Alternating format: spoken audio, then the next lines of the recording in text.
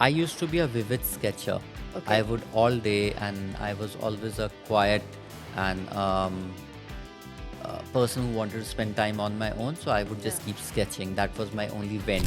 See my work, every canvas, or I look at things like a canvas. If how we mix prints and how we Yes. mix embroideries with the prints, one thing ends and the other thing starts, and you will not know. And that's on my mind also. So this raw, nomadic sort of, Banjara look, was this always part of your ethos before you started the brand, or was this something that grew with you and then you arrived there? So whenever I feel stuck, that I just close my eyes and I think of how these materials would be used carefully. I have always been a firm believer that design, fashion design for that matter, and art are not same. So, in a world that is currently obsessed with minimalism, I am definitely taking notice that maximalism is making a comeback, and that is totally your zone, Yeah. right? So, how excited are you for the upcoming sort of year ahead, and what do you have in mind? So, in this debate of maximalism and minimalism, I feel that the only way I knew how to do fashion or anything in life was maximalism. So, I am fortunate and lucky that now it's making a comeback and everybody's like taking into the stride and having fun with it. Yeah. So, the next year, I think next few years is going to be even more and more excessive and more fun Yeah. and more layering, and that's what I strive to do, to give people and to my own self something new, some new kind of layering. Maybe it'll be in neutrals this time, maybe it'll be in, that's why we did our last two collections which were in pastels. It was lovely. It was a lovely collection. Yeah, so I wanted to just take a break from the deeper colors, but even in the pastels, we did do what we do the best. Yes. We did layer, we did added embroidery, we did add different colors. We just wanted to have more fun, and but in just a different space. So that's what the original creator can keep moving on Yes. and do something new, while the people who are copying are just gonna keep waiting for something new coming Something up while new we have moved on. I loved in your last collection, the one with the pastel shades. I loved how you used a little bit of that, just a peek of that Victorian lace. It just gave that whole thing that, I don't know, a touch of femininity, though it didn't need that. Like, I felt like it was already quite feminine, but even just that add of lace, I think was like the stroke of, somebody who has that design sensibility, because you could have stopped just at the colors and the embroidery. Yeah. But that lace was kind of like that added element that I think.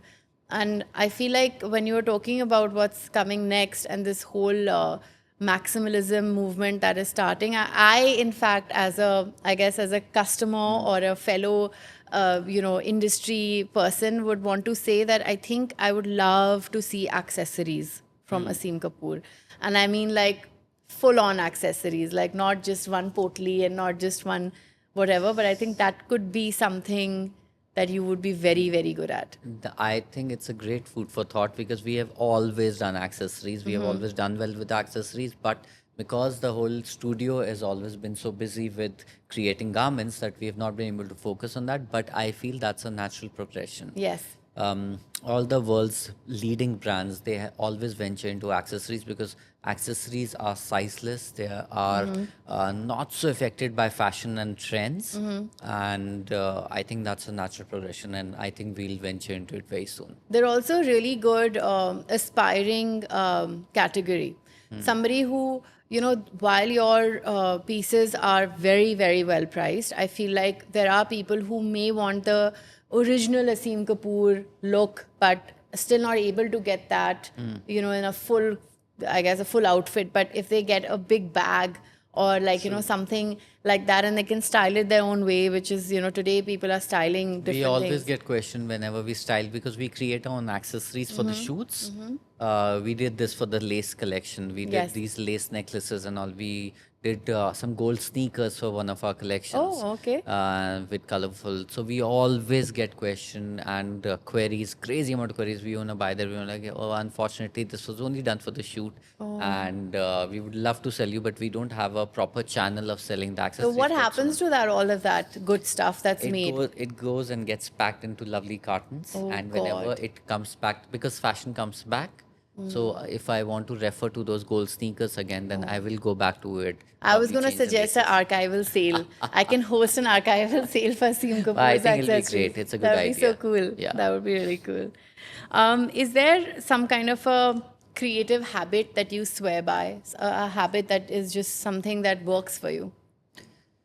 Um, no, per se, there's not one particular habit. Is just the way I'm feeling that day. Okay. It's pressure. I work greatly under pressure when I have a delivery or when I have a collection to give in a certain few days, and I have not been able to work on it because of the operational issues or whatever. Yeah. So that is when I thrive and I enjoy, because then I just lock myself in, or I'll just sit with the sketchbook, I'll sit with the dummy, and I'll just do. I think you just have to get up and do, The and then brainstorming bit. something will come out of Yeah.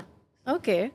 Um, is there um, is there a challenge in the fashion industry that people don't talk about enough? I think people don't talk about the stress and the mental health issues the designers eventually go through because of a continuous pressure to create new, viable, uh, valid, and beautiful collections which sell in the market where they are takers. Um, it is a crazy pressure, Priyanka, trust me, to live with, because you are as good as your last collection. And you have to create 3 or 4 collections every year, different markets, different price points, and to be original, to be new. Um, a customer, a fabulous customer will come around and say, "Oh, we already have something like this. Now what?" But nobody says this about a phone. So the pressure of fashion designer, I can only speak on behalf of design. That's what I do. Yes. Is the pressure we live under to create new, create something which is relevant, is a problem that we all deal with, and that I would like to tell through your podcast to the aspiring designers that be ready for that pressure. Yes. It doesn't come easy Yeah. to keep creating and to keep creating. It's not an easy task. It's very mentally tiring. Yeah. I had a conversation with a friend about, only if people knew that not every design student has to have their own label. They can also work simply as a pattern maker, a master pattern maker, Yes. or simply as a master embroiderer, or simply as somebody who takes one part of that craft and becomes that leader in that, Yeah. and then go ahead and so that they have enough flexibility for movement or exploration, or I think this whole exercise of like becoming a designer and then establishing your own brand and then succeeding, not succeeding, and all the challenges that you Yeah. have outlined for us. So what kind of a disclaimer of sorts would you want to give to the fashion students, or anybody who's looking to step into this world, that they should be aware of? See, I have a different take on this. I will tell you that there are some lovely courses that these. I'm purely talking in behalf of like, or with the logic of when you decide to become a designer or be in the fashion field, there are certain colleges or the certain courses that you get trained under. Be very sure of what you really want to do. If fashion or design is not driving you and you're just going by the glamour of it, don't do it. There are amazing different courses like merchandising, as you mentioned. Yes. There's amazing merchandising, there's textiles, there's leather, there is fashion communication. There are multiple offerings and teachings which are available to us now than ever before. Right. Go and strive and kind of accelerate there, because Yeah. there are amazing career paths which are there.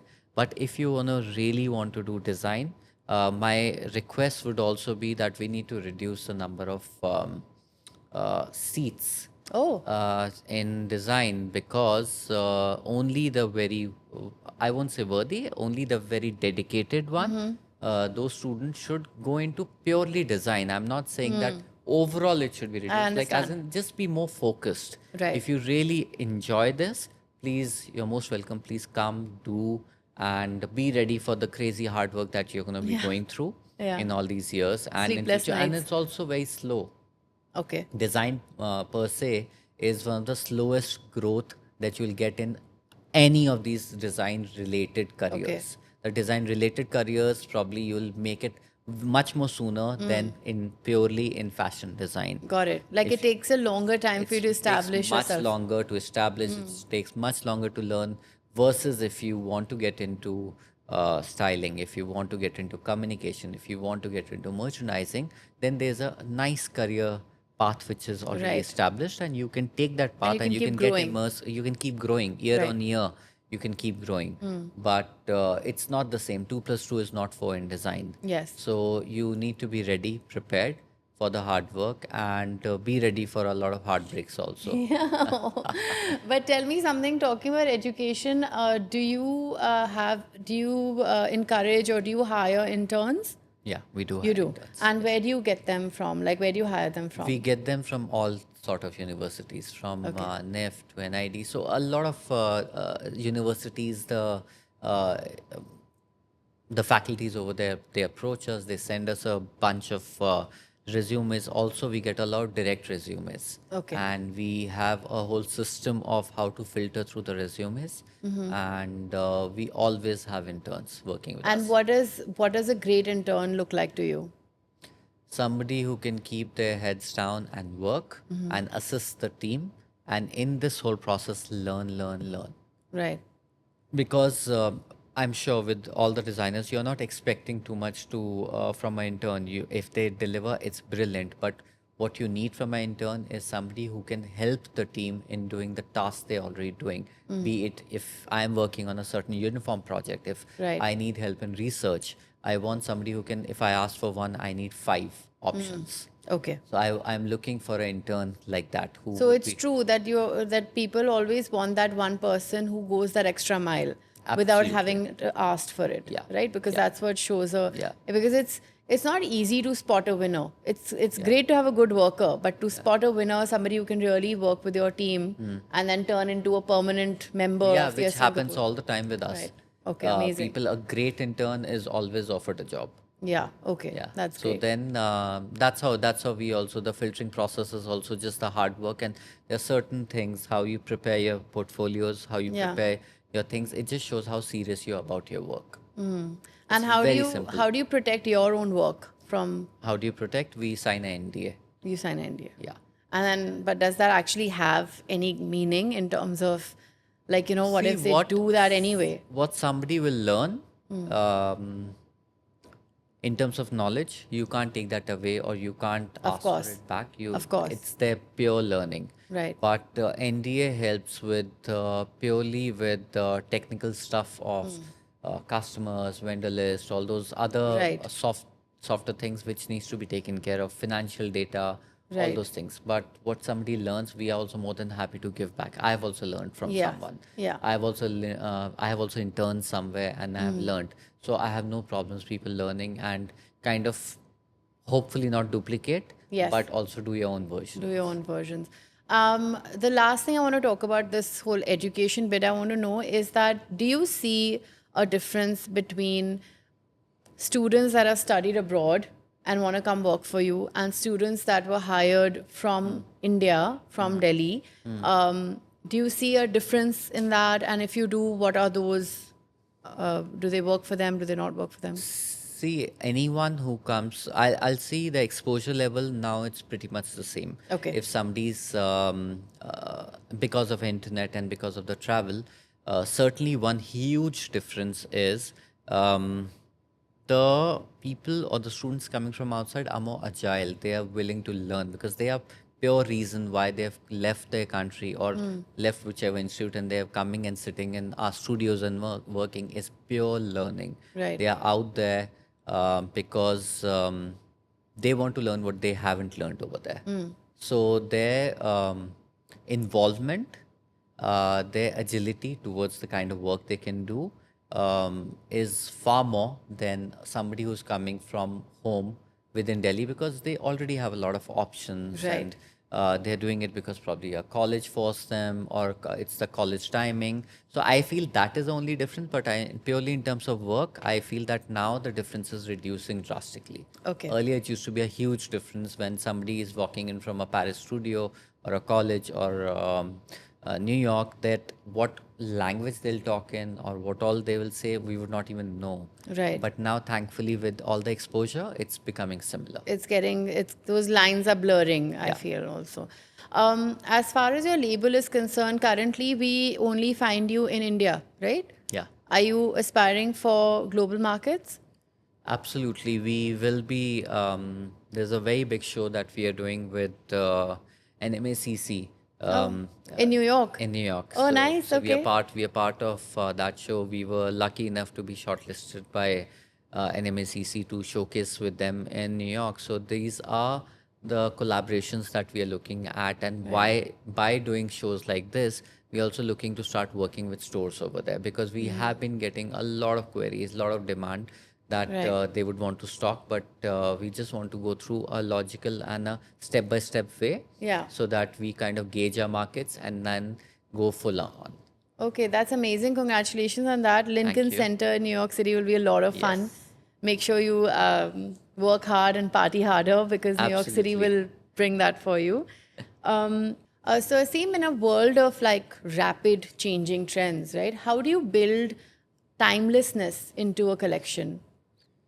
So, Priyanka, I believe that understanding of the form is, I think, the most critical and the most important part of any trend per se, because the Okay. trends are going to keep coming and going. Right. But if you understand a woman's body, you understand a man's body, like Pooja, my wife, she comes in very handy because she's a trained pat master from Central St. Martin.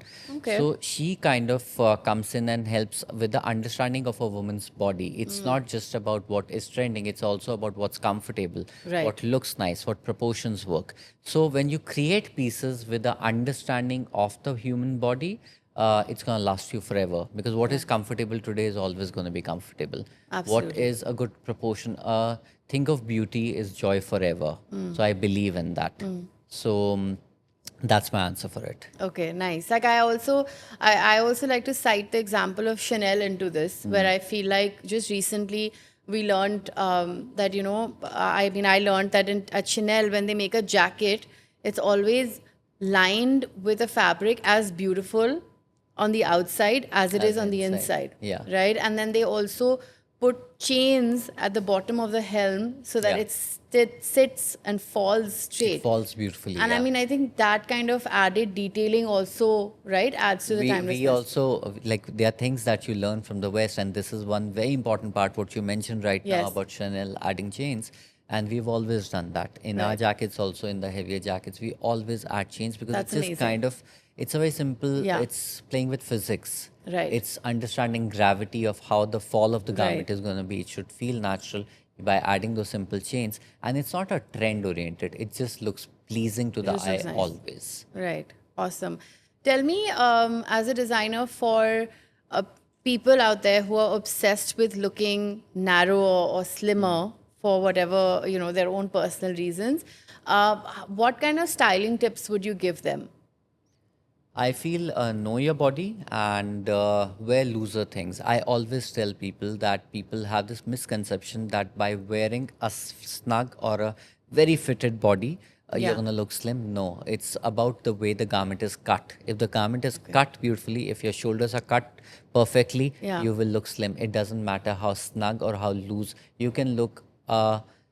We do this amazing jumpsuit kaftan, and Okay. trust me, every single person who wears it from a size XS to a 6 times XL, they all look slim and beautiful. It's Oh, about that's the nice. way you cut the garment, and it's not about how fitted your waist is. And I don't believe in it. Pooja does not believe in it, and we believe that a right proportion can make you look much slimmer and thinner.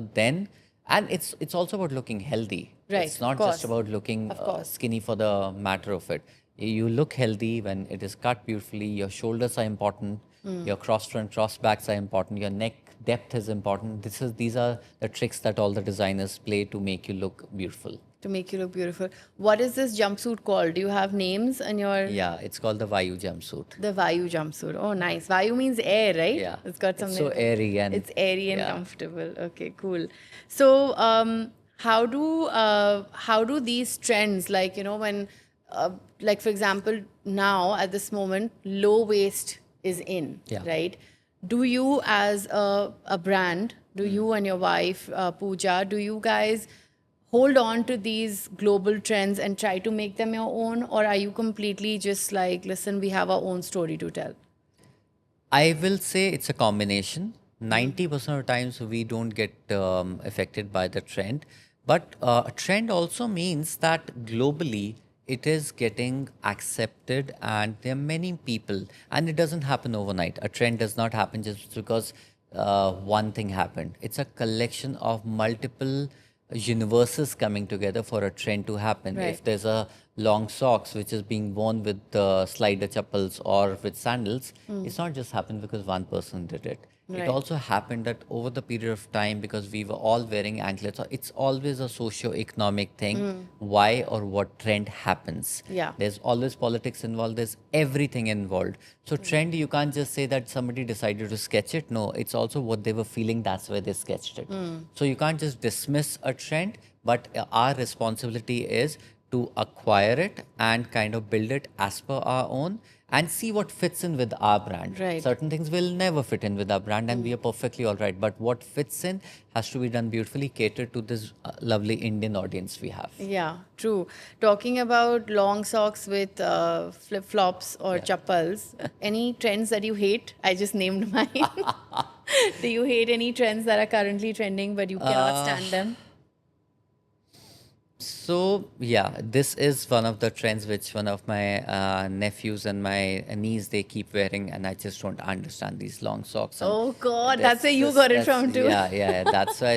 And then, but you can't ignore it because the whole world is doing that, Yeah. and everybody's carrying these Stanley bottles, and I think know you can it just- blissfully ignore it, as a matter yeah. of fact. Yeah, we do it, but it just Right? annoys you, no? It's just Yeah. like, okay, everyone is, and that's the only way. And these, I love the way the teenagers are just so colorless. They just want to wear black, so they Yeah. just want to, like, I love black, but I also try and wear black in different forms, different Right. fabrics, and it's just so jhalla. Everything has become. I love it. It's so fun to observe it, That's but then cool, you have yeah. to stay away from it. Right, right. No, I think that I definitely hate the trends of the long socks and the flip-flops, but it's just interesting to see how these trends just go from being something so weird to literally defining cool, right?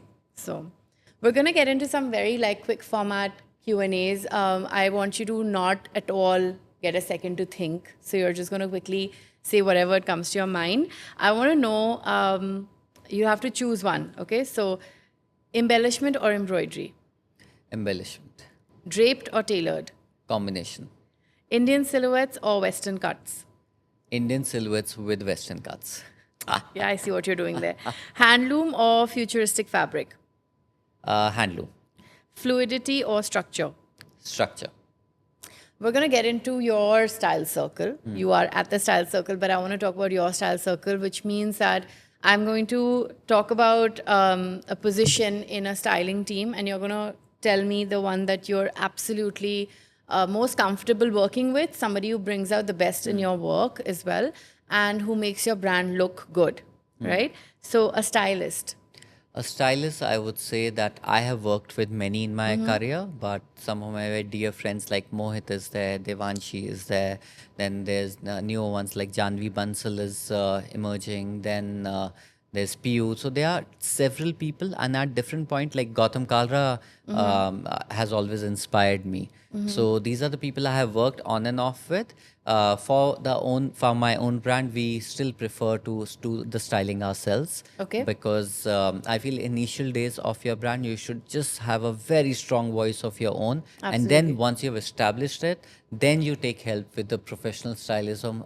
Now seeing the same brand with their vision. So now we are at the cusp of. That makes sense. Yeah, because your first few years is your own, you have to Right. establish, because nobody else would be able to that transfer for your you. vision. Right. The way you look at the garments, the way you look at the clothes, nobody else will be able to do it. Yeah. But once you've established a certain aesthetic, then you get these amazing professionals on board, and then you kind of take the help, and they will completely turn it around. Has that There's happened? There's Nikhil D, who's doing amazing work. So all these people are doing fabulous work in their own right, Yeah. and they're transforming brands. Okay, And I lovely. feel I'm reaching there now. It's the time for somebody else to kind of take forward the whole aesthetics and And you've worked with all of them so I have far. worked with all of So are them you looking at for a some point new in time. stylist or a new POV, or are you looking to work with them only but with a new POV?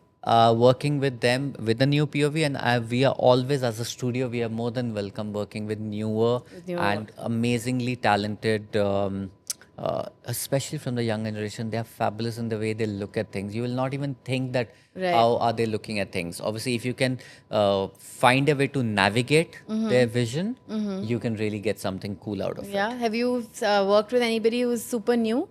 Right now, no, not Not not yet. so You're often. still But I'm looking for I'm someone. looking at, because as I said, we are on the cusp of getting a new vision to the way we style our shoots. Okay, lovely. So we got stylists now. Your muse is a muse. Um, Funny, we have always loved the whole Indian skin. I personally, whenever we shoot, we are always looking at different faces. We are always looking at different skin tones, and the dark always inspires me. Okay. So, Nandita Das, Radhika Apte, they're all these people who have this beautiful skin tone, The and they olive have a skin tone. Right. Indian features, and I love the whole thing. And I envision always to have somebody like that wearing our garments, and this is just pure from a aesthetic and the vision point of Yes. view. I just feel that these people are going to stand out beautifully. Absolutely. I mean, this is about your muse. So Yeah. yes, we do like that definition. Aseem, if you had to dress somebody, they can be very much alive or no longer in this world, but who would be that personality that you would love to see in your clothes? See, it might sound extremely cliche, but I feel Maharani Gayatri Devi is got a certain sense, a certain style, which I would want to just twist around. I would just want Oh, to I have was a gonna little say, fun. Yeah, okay, I would just okay. like to have a little fun with how she would perceived and how we could collaborate. And I would have loved to see, because that grace is amazing. The grace Right. she carries herself with and carried herself with, and what we can bring the fun element with What our would you do? clothes. I'm very intrigued. I What would would you love make to her do a wear? sari for her. I would Oh, love to do a sari. draped sari for her, which Okay. she's probably not, she had never worn. Yeah. And very cool, like a shirt, blouse, or something. Very cool, like still she being comfortable, Right. but doing complete turnaround on what she Oh, always that'll be wore. amazing. Okay. Fictional characters that you would like to see in Aseem Kapoor. I have mine. I want to see. I want to hear about yours. So, in terms of fictional characters, there have been some amazing leading ladies in Bollywood. For example, Okay. Bollywood, there'll be this thing. There used to be Nutan and Nargis. These were people who, again, for the same reason, they have their own grace, but my wicked mind wants to just twist things Twist it around, and I around. want to see how the whole collaboration or the whole combination becomes. Oh, okay. Yes. Do you want to know mine? Yes, would love to. Aladdin and Jasmine. I I would th- love to see them. I think they are just perfect, apt for the brand right Yeah, now. absolutely, right? Like, I mean, think of barrel pants, Yeah, right? And absolutely. And harem we're already pants, doing and our own versions of that's that. amazing. Okay, lovely. So, for Aseem Kapoor's mood board in a minute, I want to know quick sort of names. I guess in this case, a fabric that you love, Crepe. a texture that you're really fond of. RE embroidery, pin tucking, and filling the whole surface with RE embroidery. Okay, a motif that excites you. Graphic motifs, tribal graphic motifs. Okay. You'll always find place for them in our pieces. A quote that hasn't left you.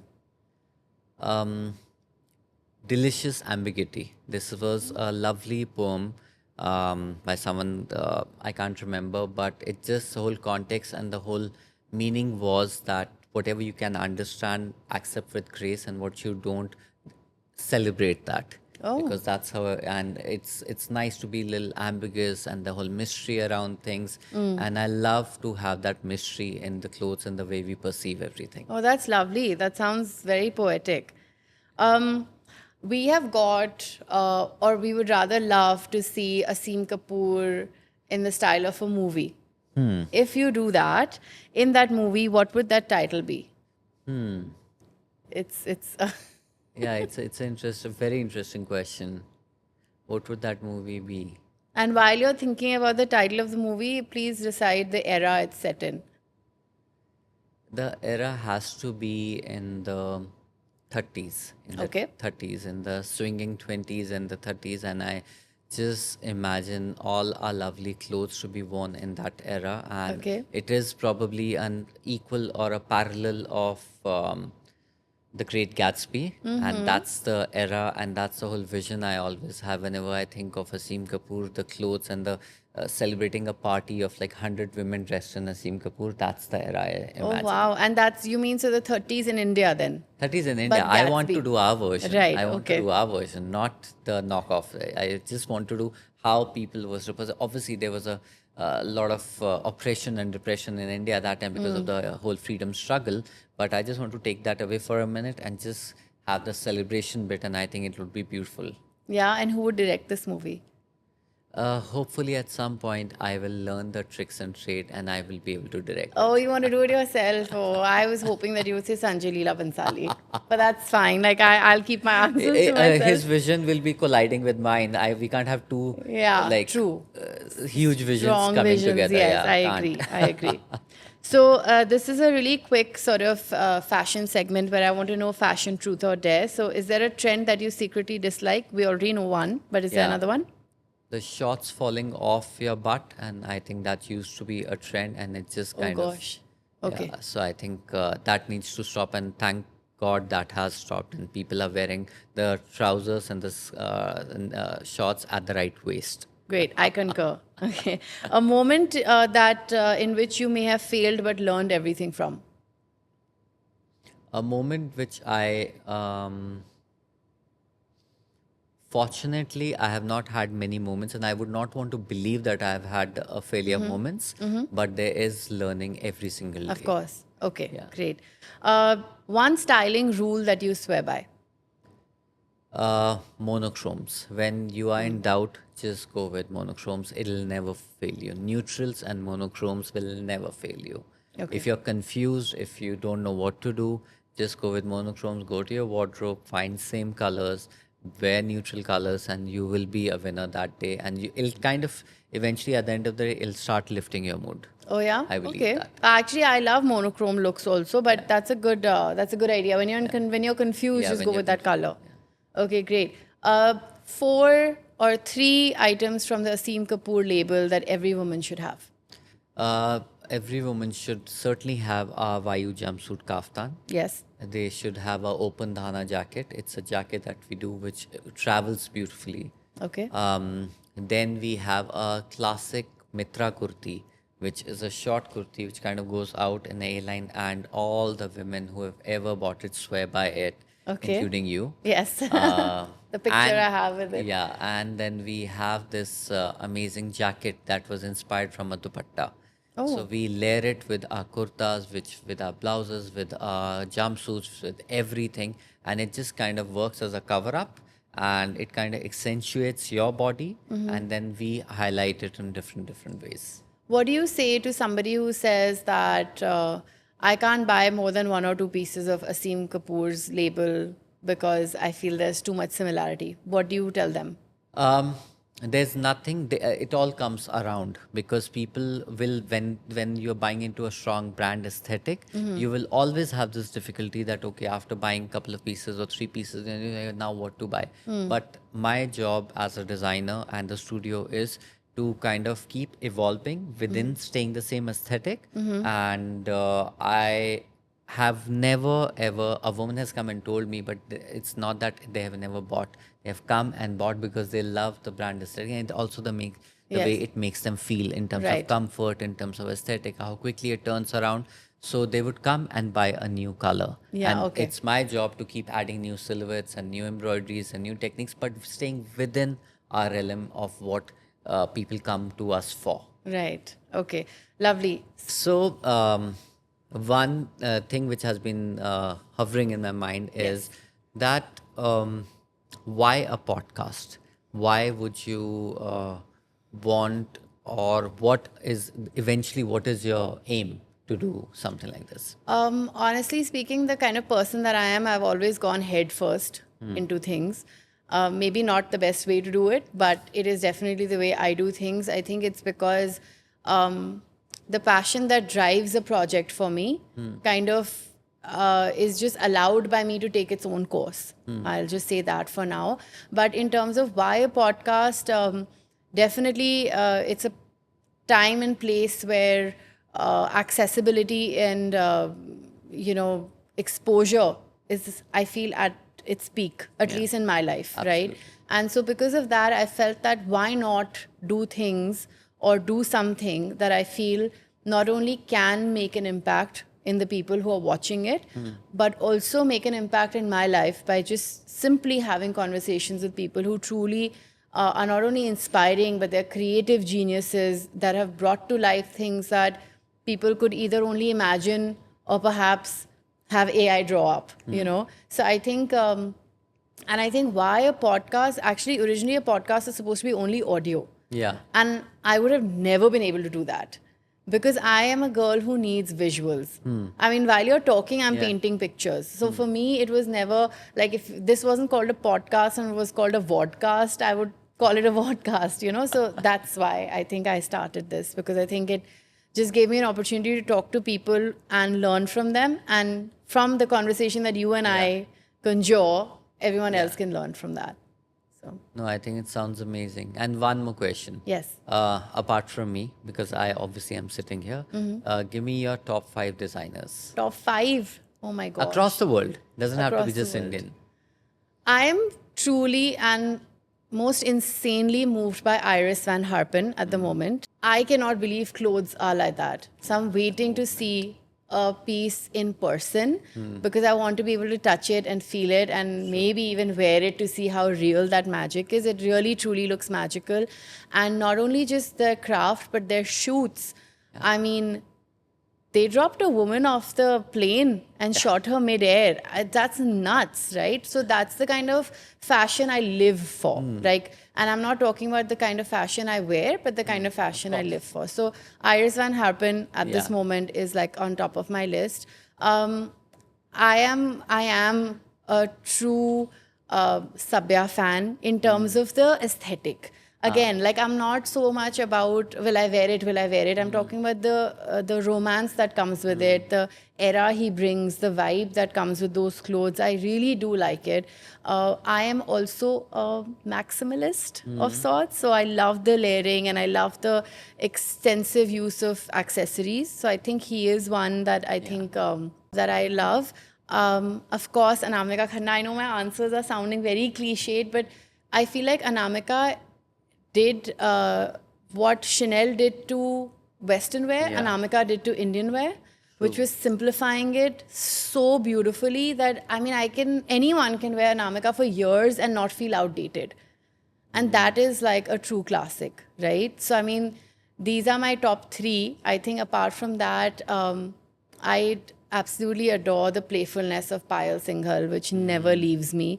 She is so unique to her craft because I think that I have never seen anybody who's so comfortable with saying yes to customers who have said, I want this lehenga in this body, in this color, in this embroidery, and in this silhouette or this way.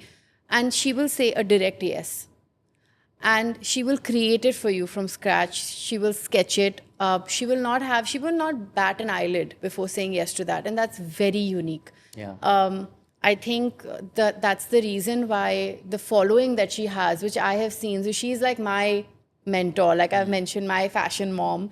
So definitely she's on the list. I enjoy wearing her clothes. Again, like how I enjoy wearing yours. Yeah. High impact with lowest effort made on my part. Yeah. I feel that really kind of, sort of works for me. And that is the fashion I will wear. True. Like that's the fashion I would wear and love to wear and love to repeat. I have these 4. There's so many. I honestly have way more in my head, which are not coming till my mouth right now. But internationally too, like a lot of, like I love BCBG Max Azarea, the way they give you luxury in bodies and the ease in which you can move in, that I love. So I can't say designer, but I can say labels and brands. So I think I think that that's all I can answers. come. I can Yeah. talk about it for hours. So I think I'll stop at these five. So yeah, anything else you want to know?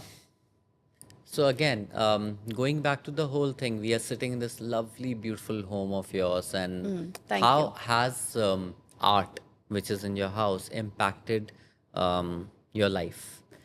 Oh my God, art is, it's practically everywhere, right? I think blessed are those who grow up in homes where parents or relatives or the immediate circle is art inclined. I truly feel that. And I think that I've obviously been one of those. Everything I knew about fabric and embroideries is because of my mom. Everything that I knew about good taste in furniture or wall art or, installations is my dad. And neither of them are trained in art. Neither of them are artists. Neither of them come from that kind of a. So they have the born talent or Yeah, so born they just have good taste. taste and they just know how to make it work well, right? And I have learned that from them, and I feel like the one of the biggest things that I have with me is I don't really tend to care about the brand value. I rather care about the original value that it brings to me. Okay. So, for example, if I go to an exhibition or I go to another country and I find this really great jacket in my eyes, right? And I come and I buy it and whatever, and it could be not very expensive. So I don't let money Yeah. define the value The it value. brings, right? Which I think a lot of people tend to do and confuse that. Like if I'm head to toe dripped in something, that's great. And you don't have to be a certain kind of person to be that. You can just do that out of Yeah. choice. But I think that I believe in the new blood of it. I believe in the originality of somebody else's viewpoint. And I'm wearing that because I agree with them. And having said that, I'm very moody.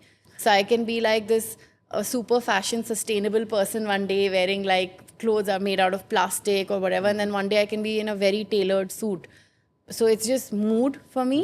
But I think surrounded by art really helps you open up your eyes to any kind of perspective and to be able to respect that, right? Because like sometimes you feel that someone will say, oh, it's all very gothic and blackish. I don't like that. That's not me, which is fine. Yeah, But I which is think the absolutely fact that you fine. can appreciate it, and maybe, you may not have to like everything gothic, but you can like that one bracelet. That could be you. True. It could have spikes on it, but it doesn't mean that it's not, art. It doesn't mean that it's not artistically made.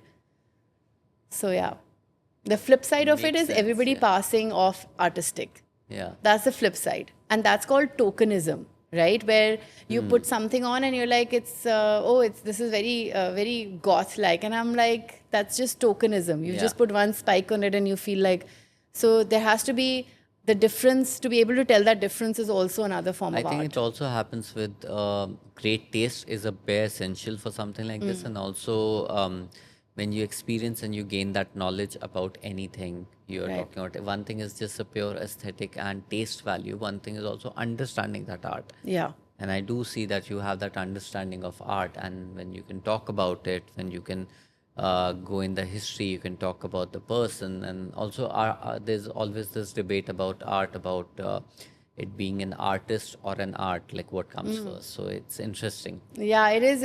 It's amazing to see. In fact, I'm trying to conduct a social experiment, which will come out soon, which is about something that I can't talk about right now because it's supposed to be a social experiment. But very interestingly, and it's all about people's perspective. The minute you look at a piece of art and you get someone's true feelings that, oh yeah, it looks this, I don't know, I don't understand the colors. Suddenly, if you put an M.F. Hussain name on it, Yeah. do they start all understanding it suddenly? Do they suddenly start appreciating it? And that is the crux of the matter, Yeah. which is there and up for a challenge, right, in my eyes. So, yeah. True. Thank you, Aseem, for your time. It is absolutely, I just feel the gratitude when I see somebody taking out their precious time and coming here for this conversation. I mean, I hope you've had just as much fun as I did, but thank you for imparting all the interesting facts and knowledge pieces that I hope people can pick from this conversation. And thank you for being part of our circle. You're welcome, and I think it's a great job that you're doing. It's almost Thank like you. NGO, like as in you're putting words to Thank a you. lot of vision, and hopefully with these podcasts and with these conversations, a lot of younger people and contemporaries, everybody can take inspiration, and we all can collectively learn something new. That's the hope. Thank you. Thank you so much.